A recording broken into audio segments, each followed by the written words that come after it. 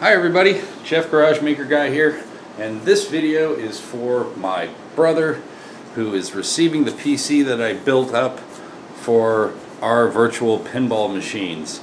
So since he's getting that today, he's going to want to plug it in and play some virtual pinball. So just want to start it up, and after it gets connected, we'll hook up a USB keyboard and mouse to the front, off to the side, because we'll need to change some of the settings, set up his wireless access point and all of that. So after it's all connected, turn on the power. It'll go through its startup routine, and then pin up popper, the menu will start.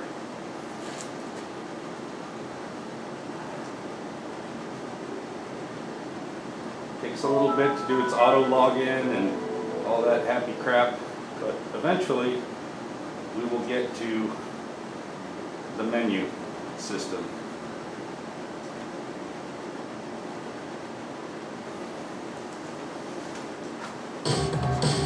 So once we're at the menu, you're going to want to press the button underneath the cabinet, and that will exit out to the OS. And on the back glass monitor, there is a shortcut that I've placed all of the individual shortcuts to all of the apps and some other stuff. But the orientation of the monitors is a little tricky. So what you'll do is you'll slide the mouse down toward the bottom and kind of go up, and that'll get your mouse up there to these shortcuts up here, and you can see all of the various things.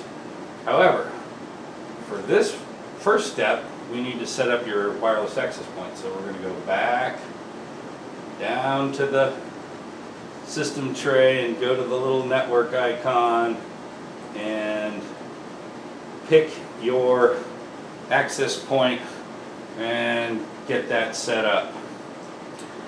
And once that's done,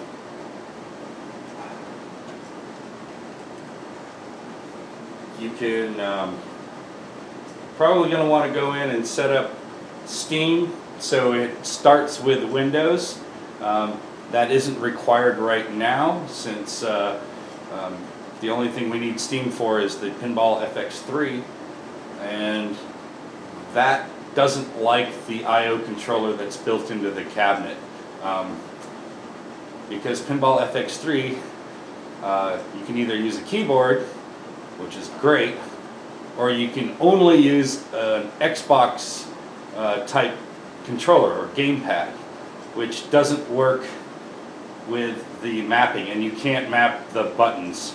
And the I/O controller that comes with the Virtual Pin digital plunger is considered a joystick controller, and that doesn't work well. But that's really not a big deal for us, because I have the arcade control panels that'll go on, and that is a keyboard emulator, so we have no problems mapping those controls with that. So after you get your access point set up, if you want to configure Steam now and get it to start with Windows,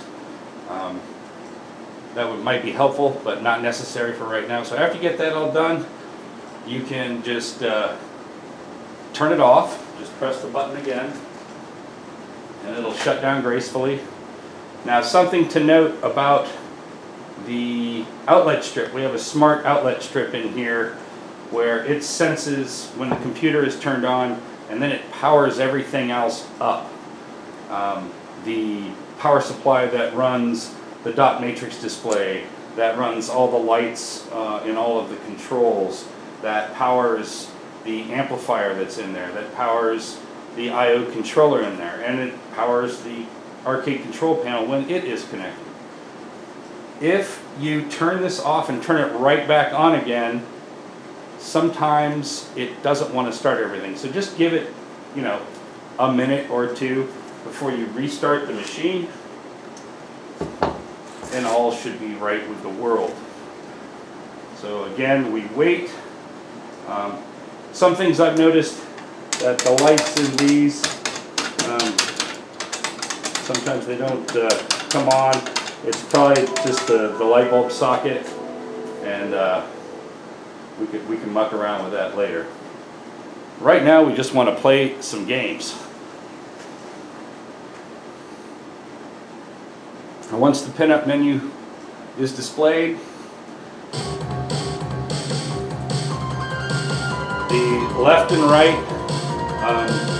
flipper, the red button is the flipper button, and that'll go one step at a time.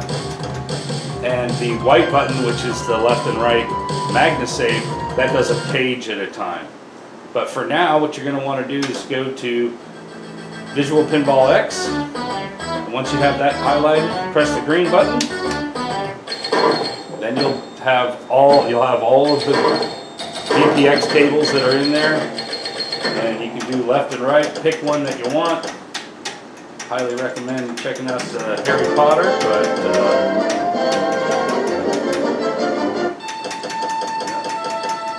let's get one going here.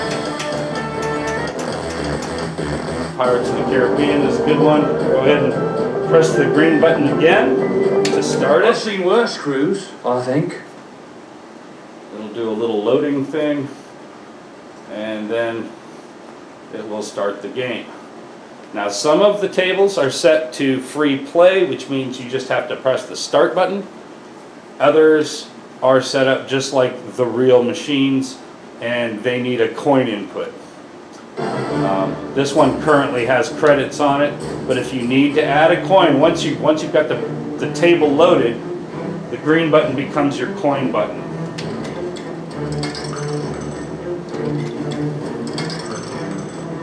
And the yellow button is to start the table.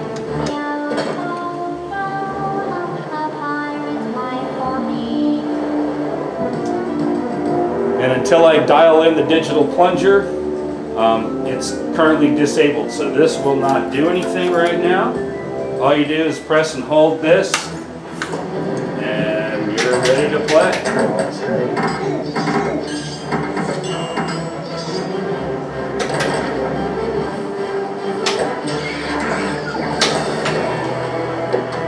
Anyway, I hope my brother enjoys playing this as much as I do. It's an incredible amount of work, probably about 400 hours of working with the software and tweaking everything and getting it right. So enjoy, and I'll talk to you guys soon. Take care.